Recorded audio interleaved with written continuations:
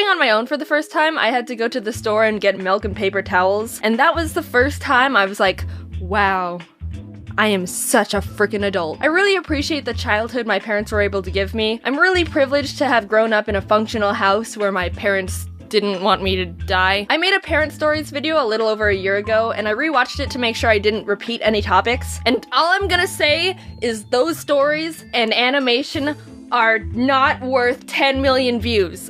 That video, I don't like it. I don't like that video. My parents were really big on manners and being polite. We've got some Asian blood in us, so we can't bring dishonor to our family.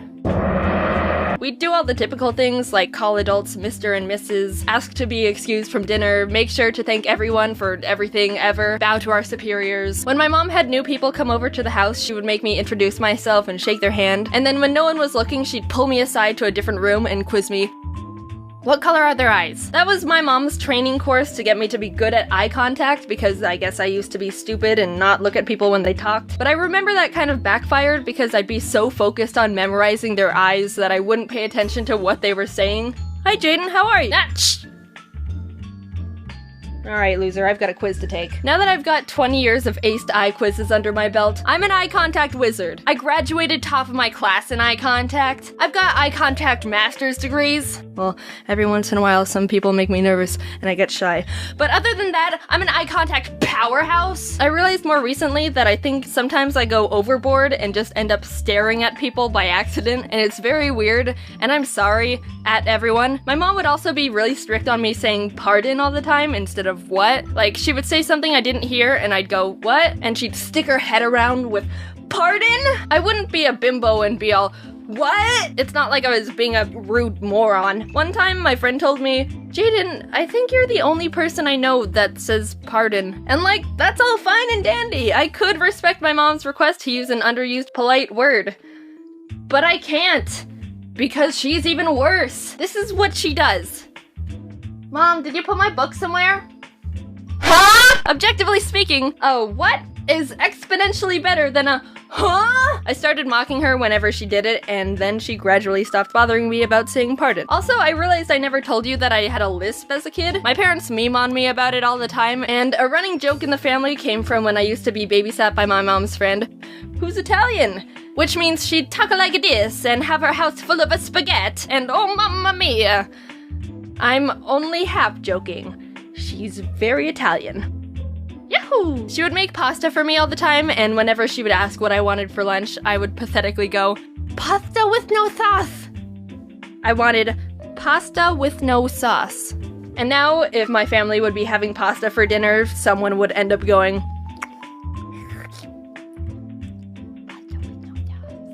I don't have a lisp anymore. Sometimes it shines through when I talk too fast or get sloppy with my words, but somehow I fixed it by myself. In first grade, we were learning about letter pronunciation, and when we got to S, the teacher explained that some kids say S with their tongue, when it's actually supposed to be behind your teeth. And I was like, oh. So I stopped doing it. Cured. Who knew that if you've got a speech impediment or some sort of hindrance or obstruction in your life, just stop it. Simple. You've got cancer.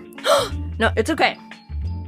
Just stop it. When I was learning how to swim, my mom and her friend, who also had a daughter my age, hired a swim instructor for us, and I don't remember a single thing about it except that she made us hang off the edge of the pool and just shimmy across the side. But I was terrified of these filters against the side and always refused to go across them because I was scared of being sucked in or something. I don't know how I passed that class because I refused to do the exercise.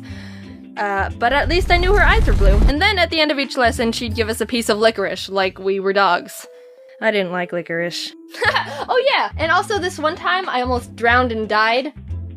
So my parents were having a bunch of their friends over who also had kids for a pool party. There were a handful of pool toys like blow-up dolphins and beach balls, but we also had this floating foam mat. I was doofing off doing my own thing, and at one point when I was underwater, the mat drifted over top of me. When I had to go up for air, I hit the bottom of the mat, and I was like, uh-oh. Time for advanced critical problem solving. So if this mat is over top of me, I can't get up to the surface to breathe. So what do? I got it. I'll simply become a child Hercules and lift 3 6-year-olds from underwater into the air with my twig arms.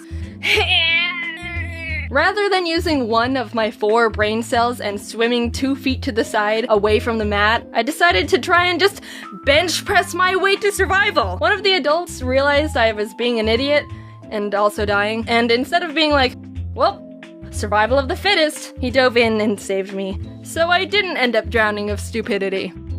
Thank you, Mr. Chad. And now I'm here, on my own, moved to California, in my own place, not dead at the bottom of a pool, staring at everyone. Being honest, I love my family so much, and they've done so much for me. It takes a lot of effort to raise a person. Just think about how helpless and stupid babies are when they start out. They can't do anything. You can just put a baby on the ground and do nothing. Just leave it alone, and it'll just... pathetic. I'm so thankful and lucky my family's so supportive about everything I've been able to do, because I know not a lot of parents are like that. They even helped me sell merch at VidCon. They were so happy about it too. They came up to me after every day like, oh my gosh, Jaiden, everyone's so wonderful. The people who watch your videos are so sweet. Someone asked me to sign their shirt, so I just wrote Jaiden's mom. I was really nervous to pursue this career path because it can be a bit unpredictable, but the fact that they're so proud and encouraging has helped me do so much more than I ever would have thought I could.